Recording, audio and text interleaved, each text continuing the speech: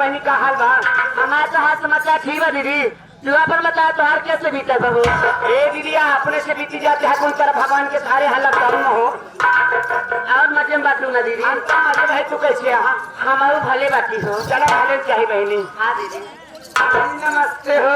नमस्ते नमस्ते सन्नो बहनी नमस्ते। और का हाल समाचार बा बहनी? और सब ठीक बा दीदी। तो है का हाल समाचार बा?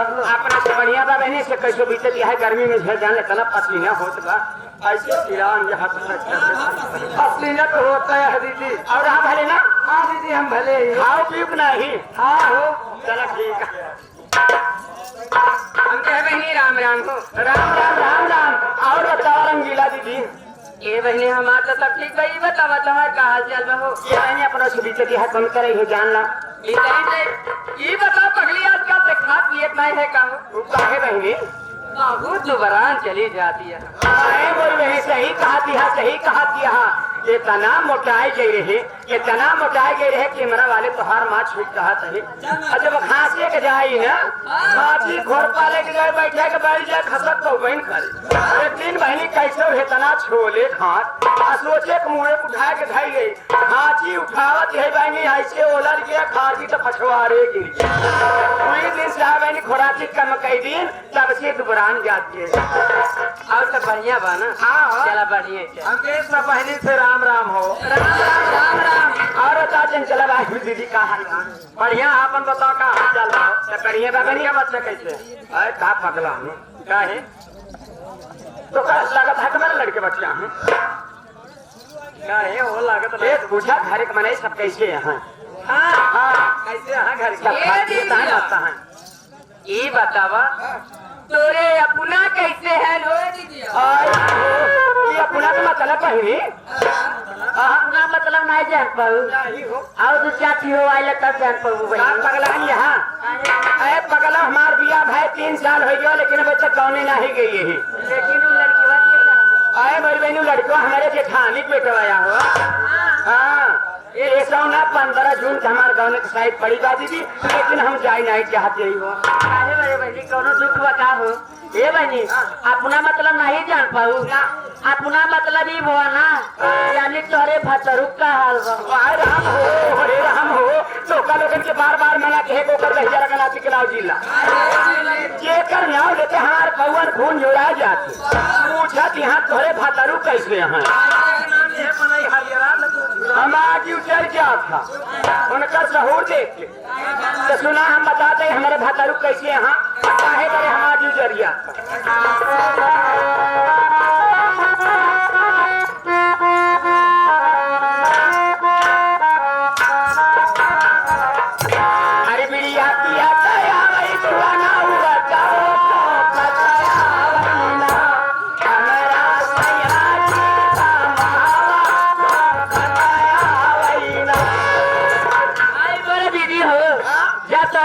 किया जात रहा तो कैसे उनके साथ रात में वो कैसे बतावत रहे? हमारू है हाल है ये दीदी जैसे थे खूंटल है भैंस बांध हो जा अचारा पानी कुछ न जा झुराए बेचारी वही हाल हमार बा बहनी पूरी ठंडी बीत गई गर्मी बीते वाली बा और भगवती गरम और परछाई नहीं दबस हम कैसे है ही हो कभाव पाल आए नदी गाना मरी कहीं जमने बारी देख बहनी अरे राम हो कहा नहीं जाता हमार भाई हाल बा ये बहनिया कि कहाँ जाई राम लड़की दुल्हनी जवानिया कहाँ जाई?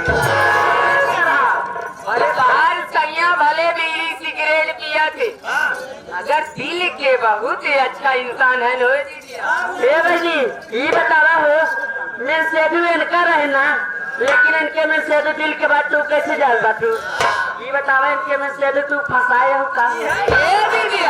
बात तो गलत बना हम फंसाए ना अटकाए हमारे कहा के मतलब ही बा कि हमारे घर के पीछे और वहाँ चालीस के दुकान पर वही रोज आवत दीदी 40 के का कहा अबे लखा हम का तो कहो कि बिछाट और हवाई ल तब जानबू आ तू हो 4 देश डोला तब जानबू टाने जान बना का तू ओए बड़ी बहन ला हम बता दे टाने के कहा थे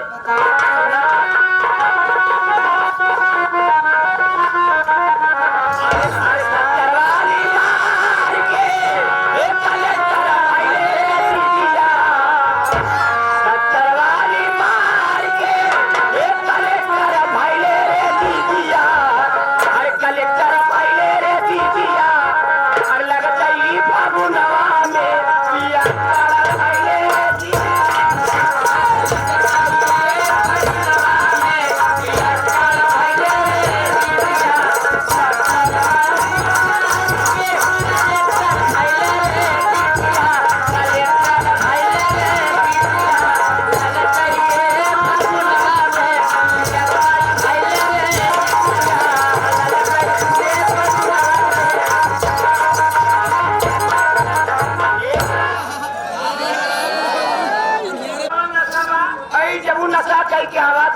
रहली ऐसे जवन बड़ी बड़ी आंख लाल लाल निचारा था वर्धा की मां आई मोर बुढ़ली तक खड़ा जा सके अब क्या कर ले तो सुनाओ हो ना सब बता दे ही हो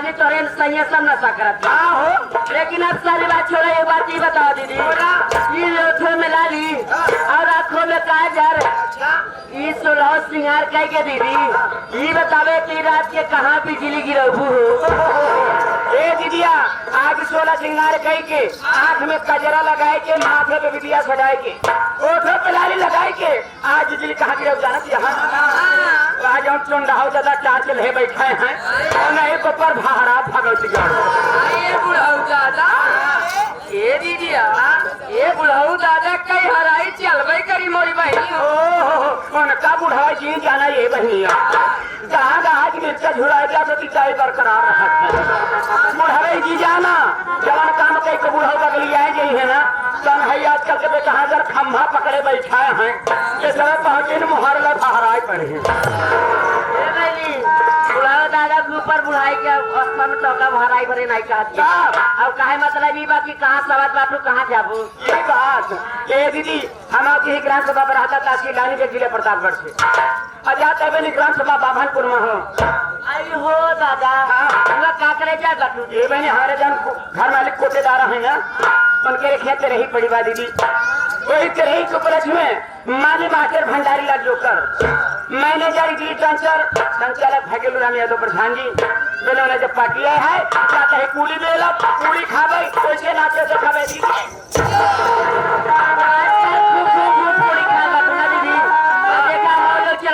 देखा तो ऐसे ना कुछ बोला चला